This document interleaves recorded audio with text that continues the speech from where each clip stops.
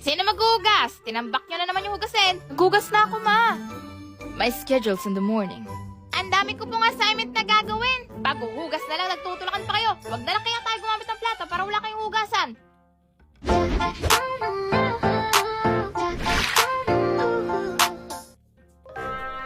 Suot mo na naman damit ko. Hiram lang eh.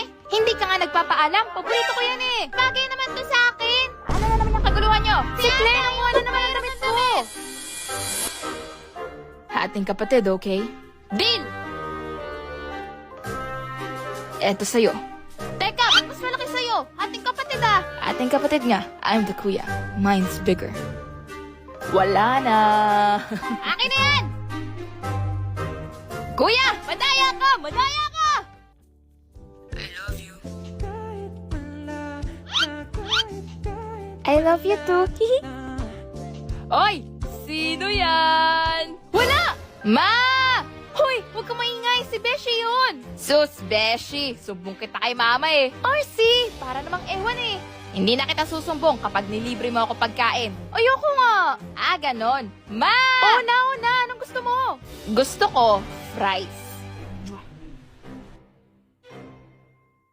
Nakakatawa lang na ang bonding natin sa mga kapatid natin ay palaging nag-aaway, nagbabangayan, nagsasakitan, pero sa kabilang banda, hindi natin pababayaan ang kapatid natin na saktan ng ibang tao.